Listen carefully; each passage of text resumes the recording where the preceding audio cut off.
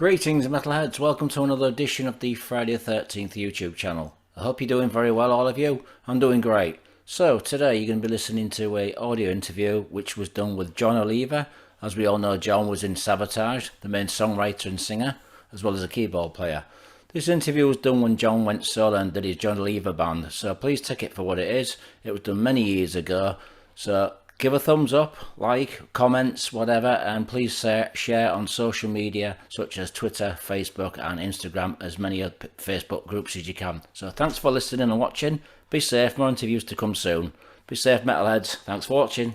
Jon Oliva, how you doing, Jim? Hey John, how are you? I'm doing good, yourself? Yeah, not too bad, thank you. Where are you? Are you based in Florida? I'm in Florida getting monsoon rained on right now. Are you really? So if my phone cuts off on you, I'll have to call you back on my cell phone, but we're under a severe tornado warning watch right now. Wow. So we're getting a bit of snow here. It's raining so hard I can't even see my mailbox. Really? Yeah. We're having a bit of snow here and there at the moment over here. Oh, there you go. See, you got snow, I got rain. Yeah, where else in Florida are you? Is it Tampa? I'm a little north of Tampa. I've been to Tampa about 12 years ago, 13 years ago. Oh, yeah. I live like just outside the city to the north a little bit. Right, I stayed at a friend's house who you may know, Tom from Camelot. Oh, yeah, sure. Yeah, I stayed at Tom's house. I just sang a song on their record a couple weeks ago. Really? Right. Yeah. They're great guys, man, and they're just really nice guys. I'm very fond of that band. So they asked. Actually, their drummer did some stuff on our album. Casey. Yeah, he played on the Death Rides the Black Horse track. So it's kind of like, then I was talking to them, and I was like, man, I'd love to do something. So they called and asked if I'd do a duet with them. So, I did it. It came out really cool, too. Great song. Interesting to hear your voice and Kane. I'm sorry? It's be very interesting to hear your voice with Kane. Royce. Yeah, exactly. I thought it's a very weird. I play a very evil part in the song, so it's kind of like, I think Zach's in it too. I think Zach is that the okay? No, that's the other band. I did like 3 of them. I did the Avantasia thing, and then I did the Camelot thing, and then I did another one for a band in Brazil where it's me and Zach doing something together. Is that the old singer, Zach Stevens? Yeah. All right. You've been quite busy then. Yeah, I keep busy. Right, I saw you, the first time I met you was with Judas Priest in Manchester. Yeah. On the 2001 tour, because I used to be friends with Jack Frost. So I was talking to you outside the tour bus. Yeah, Super Jack Frost. Yeah, that was a while back. Oh, blimey, I've never heard from him for ages. I don't even know what he's doing. I don't know what he's, I haven't heard either from because he lives up in New Jersey area, so. Yeah. Well, I'm sure he's doing something. So, all right then. Well, thank you for calling me. No problem, man. This is the first time I've interviewed you because I never had a chance to interview Sabotage. Well, here you go. Back in the day. I mean, the first time I saw Sabotage was Dynamo Festival, 96, I think. Yeah. Was it 96? Oh, we're old. We all are. I've got grey hairs, man. Yeah, I've got a lot of grey hairs. Okay then, John. First of all, I'd like to ask you some warm-up questions just regarding your influences in your growing up. Who influenced you to play piano and sing as a child? Well, I mean, the Beatles started everything for me. When I was, I think, 5, 6 years old, I saw the Beatles on Ed Sullivan TV show here in America. And the next day, my parents bought me a drum set. And so I started playing drums when I was like 5, 6 years old. And then as I got a little bit older, John Lennon became my big influence as far as wanting to learn how to play guitar and piano. And so I kind of like learned how to play to Beatle records. I would put the record on and try to find I did everything pretty much by ear, just trying to figure things out. And I learned how to singing to Beatle records. As I got a little bit older, and I started getting more into different kinds of stuff. Black Sabbath was the next big influence. So I went from the Beatles to Black Sabbath. Right.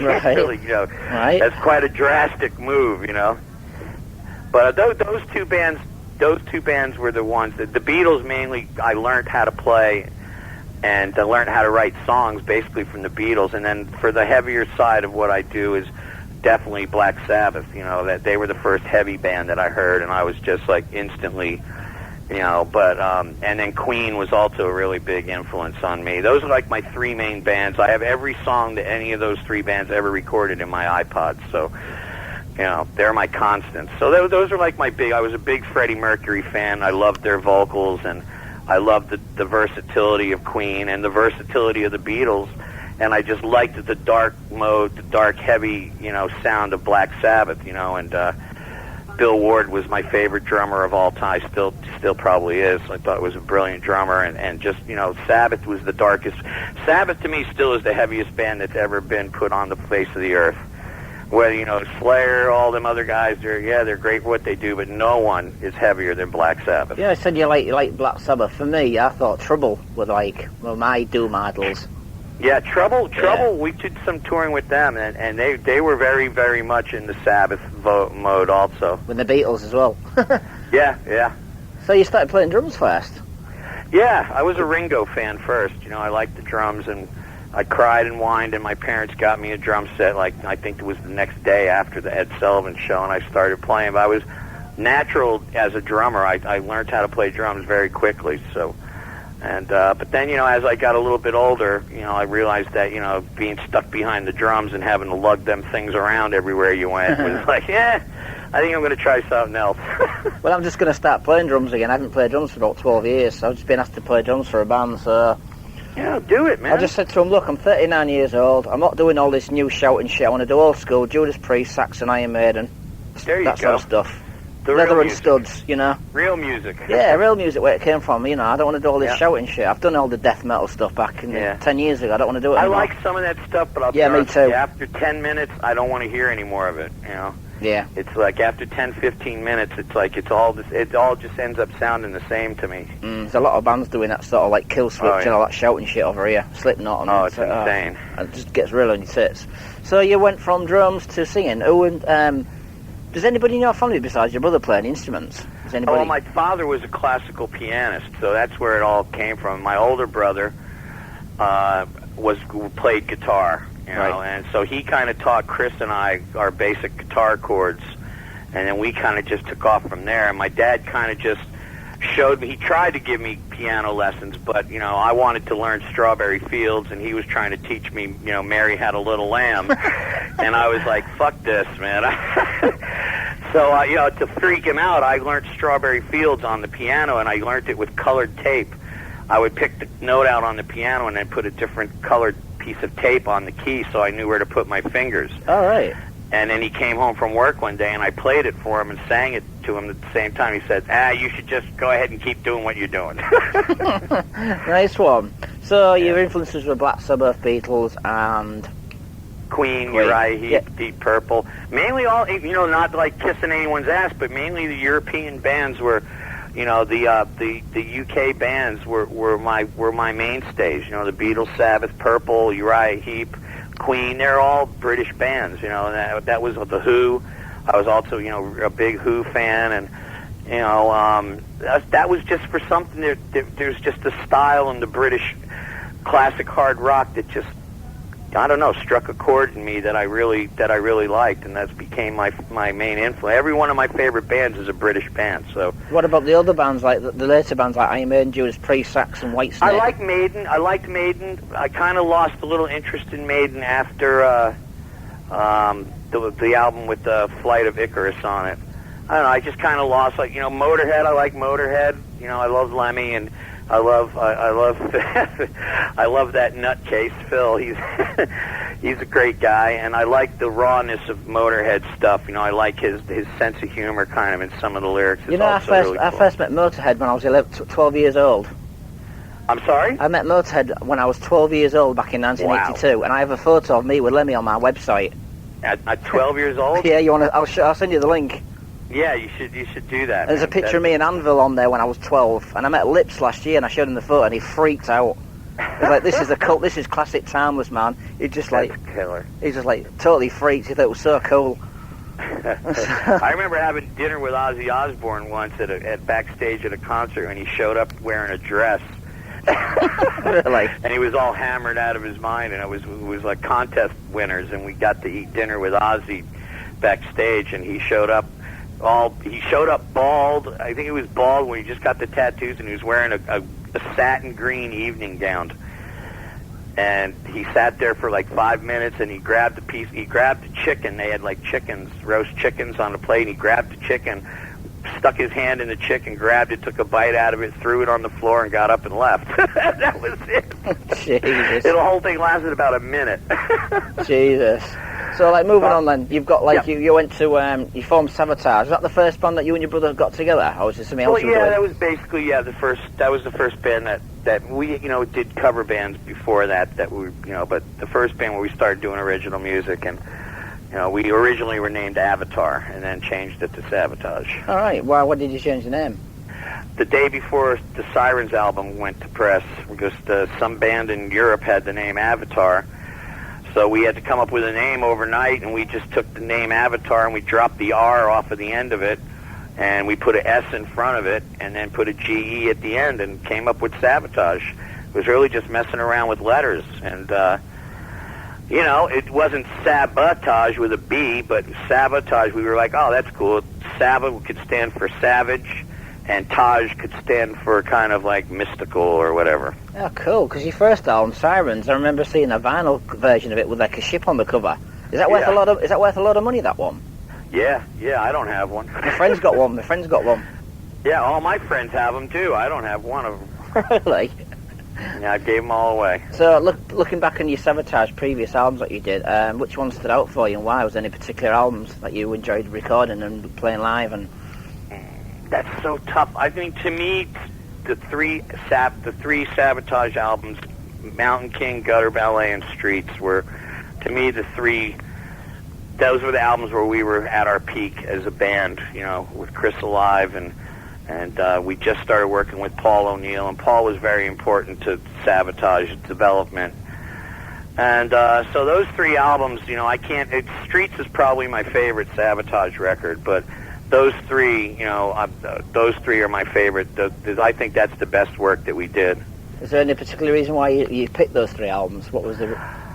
I just think because we just, the ones we did earlier than that, we really didn't know what we were doing. We were very young, and I mean, Sirens and Dungeons Are Calling were recorded in 24 hours. We had never even been in a recording studio before when we did those two. And then when we did Power of the Night, which was with Max Norman, who had just done Ozzy's two albums, I mean, he kind of just, we did a lot of learning with him. And that's when we first kind of really learned what it's like to be in the studio, and he was a really sweet guy and taught us a lot of stuff. That was your first major release, wasn't it? Atlantic Records. Yeah, Power of the Night was the first Atlantic release, and that did well for us. And then, of course, at the end of that year, we found out that that all our management and everyone that was working for us stole all our money. Bastards. Yeah, I mean, the fuckers took every penny. They didn't even give us 5 cents. It was like. And we almost broke. That's when we came to London and we did Fight for the Rock, which was totally we didn't even know what we were doing there. We were we're broke. What the fuck's going on? And we had to record a record, and that ended up being that was the low point of the band's career. The lowest point was the Fight for the Rock that whole year, because that's when we were just finding out about all the money that was stolen from us, and we had no places to live, and it was just a nightmare, and the next year is when we met Paul, and that's when we did, Hall the Mountain King, and that was our big kind of comeback. And everything was on the up and up until, unfortunately, until Chris passed away, and then, the brakes were applied to everything, so, How long has it been now since Chris died? How many years is it now? 17 years. Wow, it's a long time, man. I know, it seems like 2-3 years ago. It's so weird, man. It's just, time just flies. I never got to see Sabotage with Chris. Like I said, I only came to see them when Chris Caffrey joined, and I think it was Al on guitar at Dynamo. Yeah. So I know a friend of mine saw you in London with Chris with Overkill and Non-Fiction. Okay, I wasn't on that tour. That was Edge of Thorns tour. Yeah, that was a good album, right? Edge of Thorns was a good album, yeah. I mean, I played and wrote a lot of that album with them, and I was doing, I had lost my voice. The whole plan was that I was to take that year off and do some writing with Paul and get my voice.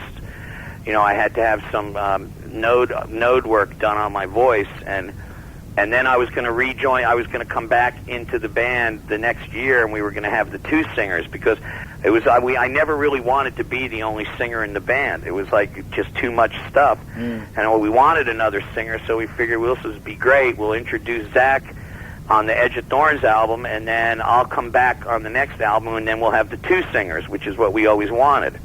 And then, of course, Chris got killed, and then, everything just, all those plans got thrown out the window. Because, like, the Edge of Thorns is a really good album, but there was too many engineers and producers involved, and it really lacked in production. Great songs, but it suffered with production.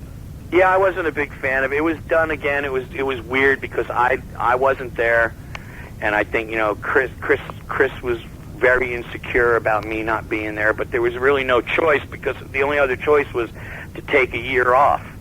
And we were just like after Gutter Ballet and Streets, we were on the rise, in America and stuff. We were doing really well, and we didn't want to stop. So that was the idea, was we were gonna, I was gonna write and play on keyboards and piano on the album, and then I would just take the time off to get my voice back together, and then join the next year back again for what became Handful of Rain. And then we would have had me and Zach, and we were going to split the vocal duties.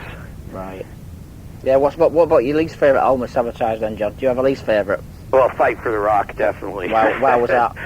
That's way up there as my least favorite. Right. What was the reason? Was it a particular reason? Was it just production, well, it was songwriting? it was done at we were just so miserable at that period. We had just found out that we were ripped off for well over $1 million over a 5-year period, and we had no money, and the album was totally misdone. We had no time to do it. We ran out of money when we were trying to mix it, so we had to cut corners. It was just everything sucked about that record, except that we got to record at Trident Studios in London, where the Beatles had done some recording there and stuff, and that was the only highlight of the whole thing, because we loved being in London because it was just such a cool vibe there and stuff, and but everything else that went along with it was a fucking disaster. Okay then, John, moving on. Didn't you do the Dr. Butcher album? Was you involved in that? Right, yeah, just tell us a little bit about that, because I think you did 2 albums, didn't you? On Gun Records, I believe one of them was released on. Yeah, that was really Chris Caffery's baby. Right. And he just asked me if I would, be interested in doing vocals and maybe writing a little bit. So I wrote a lot of lyrics for him, but he wrote pretty much most of the music. I wrote a little bit with him, but it was mainly his project, and it was basically just going to be a 1-record thing. It was never really supposed to be a band, because there was so much other shit going on at that time. So. Right, didn't Dr. Butcher play Dynamo at Wacken Festival in 1990? Because that was my first year. I don't think so. No, I don't think Dr. Butcher ever played in Europe. Right. And maybe I must be getting confused. We only did like 2 shows, and I think they were both here in Florida, actually. Right, maybe I'm getting confused with Metallium. I think it had Dr. Butcher's drummer and Chris on guitar at the time on the first Metallium album. Not sure. Not sure. Right. So what happened with there? You just did the vocals on the Dr. Butcher, and then it just dismantled, and then you went back to Sabotage, or you got the ball rolling again. Yeah, it was kind of like in a down period where we were in between records, and Caffery had some material, and and he asked me if I wanted to do it, and I was like, sure. And it was a lot of fun doing that. We did it in like 4 weeks, and just to do it, just to see, what would happen. So what happened after that, then, after Dr. Butcher? Did you do any other projects before you did this, what you're doing now?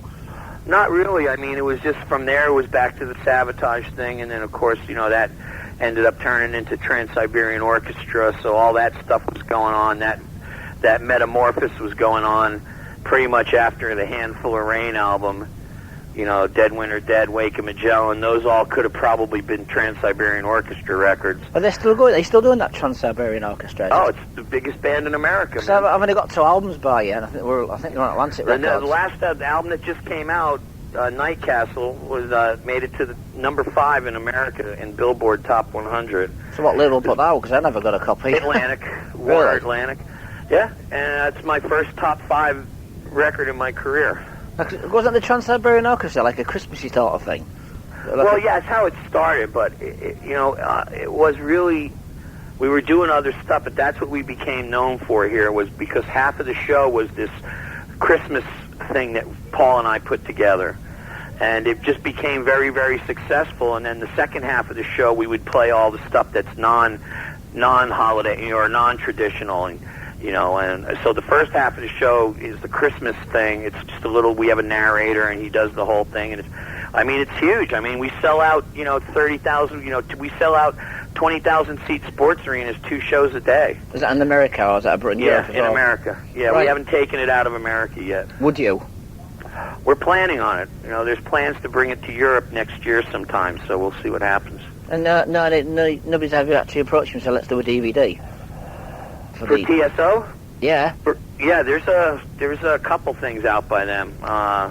Shit, I can't even remember the titles, because it's like my involvement with them is mainly as a writer and a studio musician. Okay. I don't go out on the tours. I just go out and hang out with the guys, with the guys and stuff. But I don't do the touring, because then I wouldn't be able to do the JOP band, my band, because I wouldn't have time. So yeah. I had to make that decision. So Trans-Siberian Orchestra to me is like, that's my job. That's what pays my bills, and it gives me the time to do the Jon Oliva Pain stuff, which is what I really love to do, and I'm having a great time with. Okay, so moving on then, John. Just before we move away from Sabotage, when I saw you with Judas Priest, you had a guy called Damien singing for you. Where did you get hold of Damien? Was he into metal at the time? He came to us. Actually, I heard a demo of him doing a Molly Hatchet song, but his voice reminded me of Zach's for some reason, and I met him. We needed someone to do the tour, and because I wasn't able to do all the singing and play all the keyboard stuff for Sabotage, so we needed, we auditioned him, and he sounded great, and he did a great job on that tour. If we would have kept going, we probably would have kept him around. But I don't know what he's doing now. I think he's doing some acting stuff in California. All right, so are Sabotage ever going to get back together? That's probably a question that you've been asked a lot. Is it going to happen? 10 million times. I mean, will Sabotage ever get back together as Sabotage was? Can never happen, because Chris Oliva's not here. True, yeah. And as far as the band from the 90s goes, that band's still together. I mean, we really didn't break up. We just basically changed the name of the band and then broadened our musical horizons, decided we were going to keep the Sabotage guys as the nucleus of Trans-Siberian Orchestra, but open the doors and bring in a lot of other vocalists and musicians, and broaden the versatility of the band, that we could play any kind of music, not just hard rock or heavy metal, but other stuff, and use females and violin soloists and all kinds of stuff like that. Hence the name Orchestra. So, but the basic nucleus of the band is the same band that performed on Dead Winter Dead and Wake 'Em Magellan. It's Johnny. Johnny, Jeff Plate, Al Petrelli, myself, Chris Caffrey, Alex Skolnick, from Testament is a member of TSO also. Okay. So everyone's pretty much, it's pretty much all the same guys. Right, because I know your old label SPV went under, didn't they? Steamhammer went bust last year, I think it was. A lot of record labels going under nowadays. That's a big label, though. They've had some really massive bands back in the 80s. Oh, yeah, they had a huge roster. I was very shocked to hear that they were going under. Me too. It was like, what they're going to do, what's Saxon going to do, Motorhead going to do, and Whitesnake. Yeah, exactly. All those bands are big classic bands. Somebody's going to snap them up.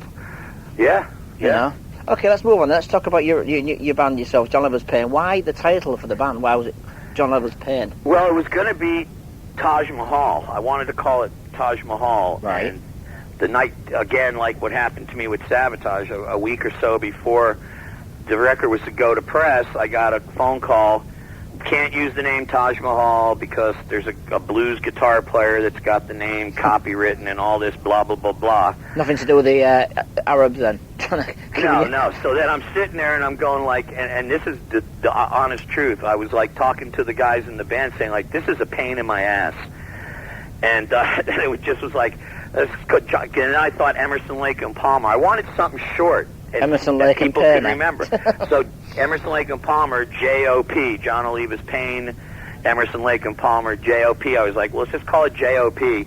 And as a little joke, it stands for Jon Oliva's Pain, because this whole thing's a pain in my ass trying to come up with a name in 24 hours. So, so that's really what happened. And we call the band JOP. So that's the name we use, when we're out. I just tell everybody, Jon Oliva's Pain is the long senior citizen version of the title. So JOP is a lot quicker, easier to remember. Right, so, I mean, your music's pretty much, it's still got the feel of Sabotage in it. You've got to agree with that. Oh, yeah, well, it's always going to, Yeah, so, it's going to have the operatic piano. Yeah, I mean, if Sabotage would have stayed together, all these songs that most of the songs I've done with JOP would have been on Savatage records. The only difference is that, it's just me with different guys than the guys that played on Wake of Magellan and Dead Winter Dead, but it's still my writing, and so, I mean, that's not going to ever change. I mean, you write the way you write. Right, okay, so, I mean, Jon Oliva Pain's done about 4 albums, haven't you, I believe? Yeah, this is the 4th one, and it's doing really well for us right now. It's in the top 100 in Germany, and it's number 2 best-selling new disc in Italy, so that's good. And the response has been really, really, really, really good so far. Good. So your first album wasn't released on AFM, was it? Who put the first album out? That was SPV. Was that right? Yeah, they still owe me money. Do they? You're not going to see that, are you? Yeah, they're not working with your old manager, are they? Oh, well, easy come, easy go. Yeah, they're probably all having cocktails in Tahiti or something. Right, so your second album was started to come on AFM, I believe. Yeah. Yeah, how did you hook up with AFM Records? I actually met Nils at the Rock Hard Festival when I was doing a guest thing with Zach, Circle to Circle thing one year, and I sat down and talked to them, and I just liked them because they were young and hungry and eager, and they showed, I liked that, and I decided with the JOP thing that maybe it would be better for me to get off of the big label that had so many bands anyway and go to a little smaller one where I would be put as a priority. And that's what I did, plus, and they did a good job. And, every year JOP's gotten bigger and bigger. And, I'm getting it back to that level where I had Savatage at. Right, because, AFM have got some pretty good bands on the label. They're getting bigger and better. They've got Udo, Doro, Destruction, yourselves. Yep. I think they're going to pull. They're good guys, too. They're really good guys, a good company, and they're very eager to succeed. They have that fire in their eyes, and I like that. And they're actually supporting you 100%, no problems? Absolutely. That's cool. So Global Warming was your last album. How does the Global Warming album differ to the new album, Festivals? Well, the Global Warming album was very experimental in a way. I mean, I was trying to do a lot of weird things, and I wrote a lot of that record on keyboards and piano. The big difference is this album, the new album, I wrote a lot of it when we were on tour last year, so I wrote a lot of the stuff on guitar. So, and I wanted to have a little darker album anyway, because the Global Warming one was a bit more progressive and, more melodic, and this one is a bit more raw and kind of more into the earlier Savatage type of style. Right. Okay, because I think I saw you at Prog Power Festival in the UK. Was that on the Global Warming tour, or was it the album before that? Yeah, I think it was. It was either that one or Maniacal. 2007, I think it was. Then it must have been Global, yeah. Yeah, because you headlined the full festival, didn't you? Yeah, that was actually a fun show. I got some photos from that show. If you give me your email, I'll send you some over. Absolutely. So how does each album with Jon Oliva's Pain differ from one another, from the first album to the new one? How do you see each album differ? Well, I mean, it's every album's progressed because I've gotten to know the guys in the band better. Right. Has it been the same lineup since the first one? Yeah, it's the same lineup. I went through a couple of different rhythm guitar players, but those guys were mainly for live work anyway. So, but the nucleus of the band, which was the drummer, the bass player, and Matt, the lead guitar player, and myself, we've been together the whole time. So, getting to know them, over the years and know what their playing styles are like has made each album easy for me to progress with them. So, every album gets easier because I know them better now. I've developed a relationship with them for over 4 or 5 years of working with them. So, now we've got the road is paved and we're running down the track right now. So, Right, so how about songwriting? Does everybody get involved with the songwriting, lyrics and music, or is it yourself that does the majority It's of it? basically me, but I take input from everybody. You know, I basically write the songs and then I demo them up myself, and I do all the lyrics, but I demo them up and I give them to the guys and I say, hey, you know, this is the way I hear the song. If you know, if for instance with the bass player, I'm like, well, here's the bass line I put down, and that works. But if you can, you know, improve on it or Improvise. make it better, I'm more than willing to hear it. And sometimes they do, and they come back and it's better, and we use it. But as far as the actual writing goes, it's basically me. But the guys contribute a little bit. That helps you then. I'm sorry? That helps you. Yeah, it definitely helps. Yes. Right. So which albums of previous ones do you like, and is there any least favorite of the JLP albums? Actually, I like all the JOP albums. I'm fond of all of them, but this one, I think, this one is definitely a peak out of the four. I think this is the best one, just mainly because it's, again, like I said, it's just the relationship developed over 3 albums. We got a system now. You know, there's a way we work, and this album was very comfortable to do. You know.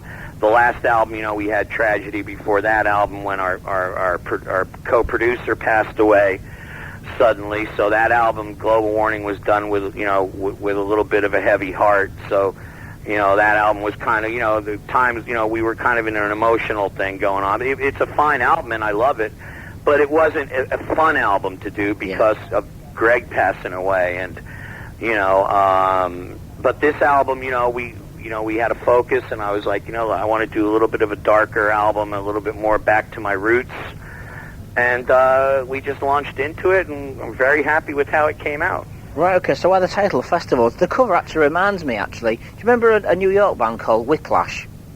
No, I don't. They did, the other one, Rodent Records, back in the 80s. They had an album called Ticket to Mayhem, and had a picture of a skeleton with a fairground holding some cards. And yours is kind of like that, but yours is like a darker cover, where theirs is like lighter, yours is like darker in colour. Similar. If you ever look on Google it and just put Whiplash, Ticket to Mayhem. I'll have to do that, because I have never seen it. The title for this came from again, being on the road last year. We were doing a lot of festivals, and that was in my mind. One night I just had this nightmare that I was at this like weird, twisted carnival, you know, and it had all kinds of weird, like, you know, guillotines and torture devices, and the Ferris wheel was bleeding. You've been watching too much Saw films. Watching too much sci-fi, but that's what it was. And I woke up and I was like, wow, that was weird. And I kind of just wrote down what I could remember. And then, you know, I talked to the artist and kind of explained it to him. And when he sent me the picture, I was like, holy shit, that's so close to what I saw in my dream, you know. And that's where the whole thing came from, was, you know, I figured, okay, a festival of a little darker side of Jon, so I'll call it festival. So it's a festival of music, you know, but from a little bit of a darker approach. And most of the songs are written lyrically or about either dreams or nightmares that I've had. So it's kind of like a surrealistic fare. Right, is that the only title you had for this album? Yeah, that's it. I was like, that's what we're calling it. When you said you played festivals last year, I was at Bang Your Head, but I know you did a warm-up show with Creator and the night before the festival. Yeah, unfortunately, that was actually really fun. Unfortunately, I missed that because it was my first time at Bang Your Head, and I went on my own from England, so I didn't know where I was going and shit. That was one of our best shows too. So, you should have been there. And so why didn't you play the festival? What was the reason for not playing the festival? Well, because I had played it. I think I played it the year before. Okay. But I'm playing it this year. I'm not doing the warm-up show, though. Was great because it was in that new building they had that was right there adjacent to where the main stage was.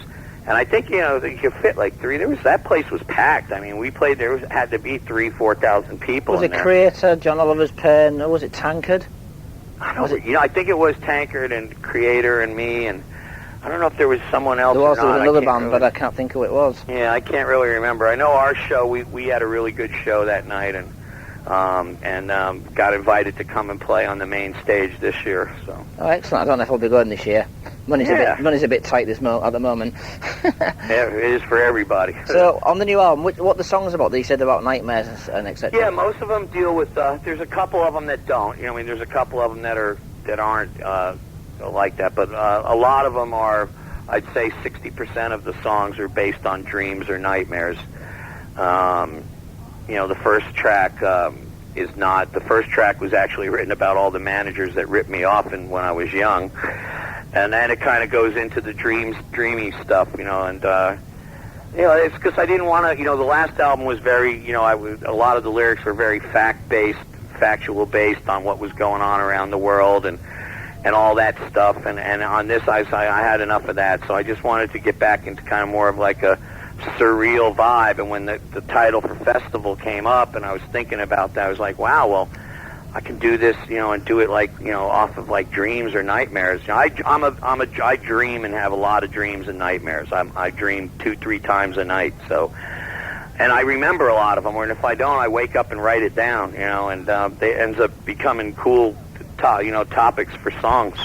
Right, okay, so what songs on your album stand out for you and why? Well, shoot, boy, that's tough. Death Rides a Black Horse, and... is that the Grim Reaper? I'm sorry? Is that about the Grim Reaper?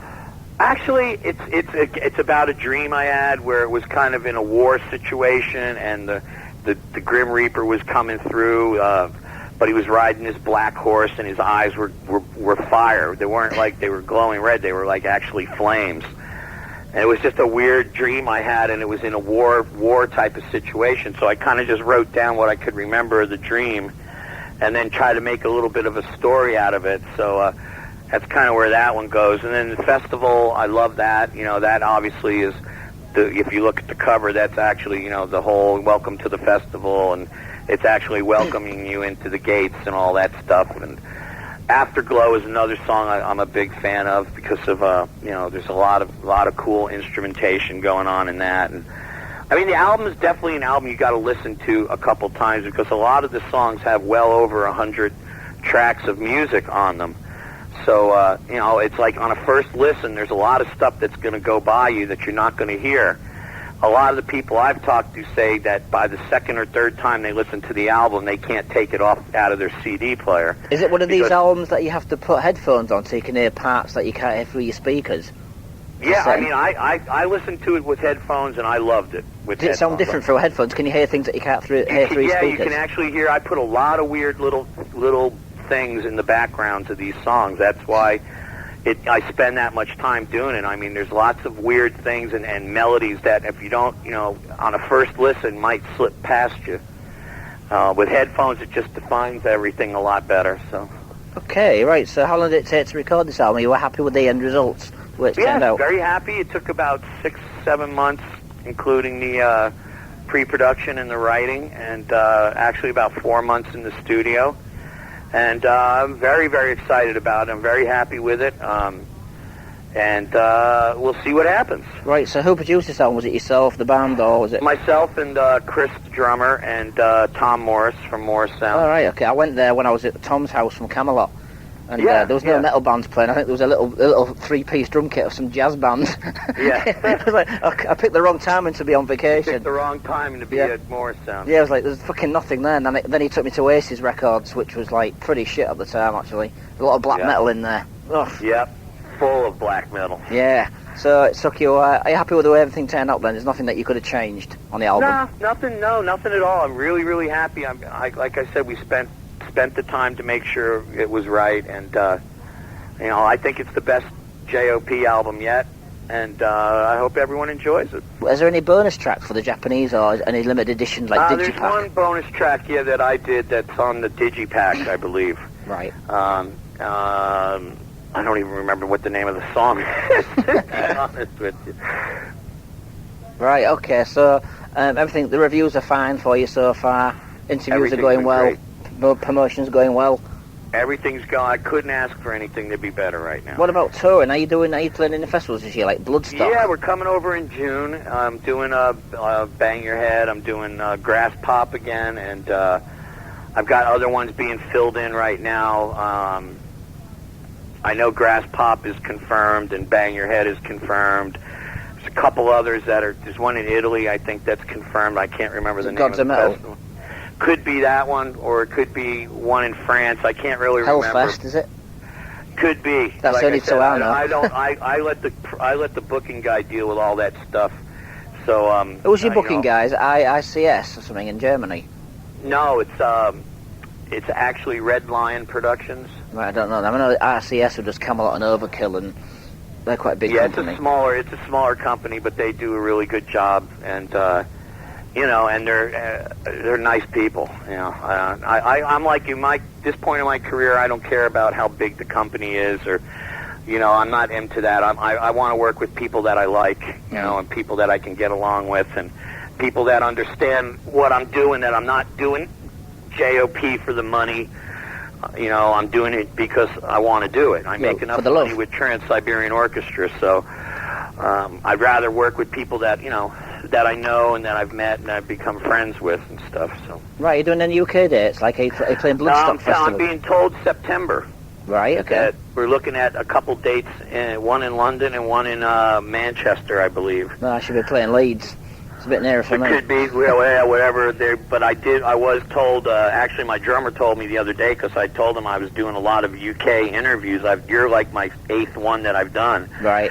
And he said, well, Jorg, which is one of the guys that works for our booking agent, said that they were putting together a couple of UK shows. So. What about Bloodstock Festival? Been approached to do that one? Because that's getting really big in England. No, they're probably talking to a lot of people, or have been talking to a lot of people, and I think a lot of it we were waiting for the record to come out and and see how the response was from that, and I've got record of the month in a lot of the big magazines in Europe right now, so I think that's going to help solidify some things. I think some of the promoters were waiting to hear the new album and see what I was going to do. So. All right, so who would you like to play with if you had the chance? Or would you like to have support you? Support me or me support? Well, both. I don't know. That's a tough one, man. I'll tell you what, my favorite band that I've ever toured with was Motorhead. Really? I had more fun with those guys than any other band I've ever toured with. When was that? What year was that? Oh, God, 80-something, 87. Yeah, that's pretty when I saw them. Yeah, it was a long time. But I've run into them all the time on the road, so I've seen them. Actually, it took like an hour and a half car ride with Phil Campbell last summer at, I think it was a Sweden Rock, or one of the ones that we were doing that both bands were playing, and me and him got left at the hotel and ended up having to take a cab, like an hour and a half, a cab ride from the hotel to the festival site. So I got to brush up on some old times with him. He's a great guy. Right. Are you any plans to do a DVD? Do you think this album might get a DVD released, a live DVD? DVD filming is October 15th in Tilburg, Holland. 2 days after my birthday. Yeah. All right, okay. So, any particular place? Who's playing with you at that show? Is it just yourselves? It's just our show, yeah. We're doing the whole DVD shoot and live recording and everything there that night, and looking forward to that.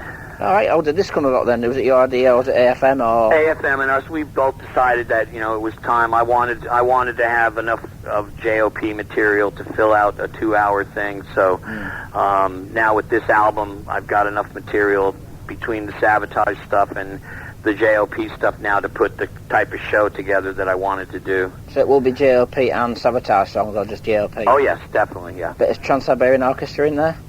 Nope. Nope, okay. I don't do any of that stuff. The whole DVD shoot and live recording and everything there that night, and looking forward to that. All right, how did this come about then? Was it your idea, or was it AFM, or...? AFM and us, we both decided that, it was time. I wanted to have enough of JOP material to fill out a 2-hour thing, so now with this album, I've got enough material between the Sabotage stuff and the JOP stuff now to put the type of show together that I wanted to do. So it will be JOP and Sabotage songs, or just JOP? Oh, yes, definitely, yeah. But is Trans-Siberian Orchestra in there? Nope. Nope, okay. I don't do any of that stuff live. Right then, John, I'd like to thank you very much for doing this interview. Thank you, Jason. How do I get hold of you to send you some photos, etc.? You should go through my website, jonoliva.net, and Chris Kinder, who's the drummer, he does all this stuff for me. He gets all the stuff we have everything go to him because I'm not a computer savvy guy. So you're not actually on MySpace? No, I'm not. Yeah, I'm not. I don't have a MySpace. I don't have a Your Space, It's Space, or any kind of space. So does your drummer do your MySpace as well, or is he just? Yeah, he does everything. Chris, all right. Thank God for him, man, because I'd be a vegetable. Well, do you have anything to say to your fans that'll be reading this website interview? Just thank you, enjoy the album, and hopefully I'll see you in September. All right then, John. Have a nice day. Nice speaking to you. Okay, Jason, you too.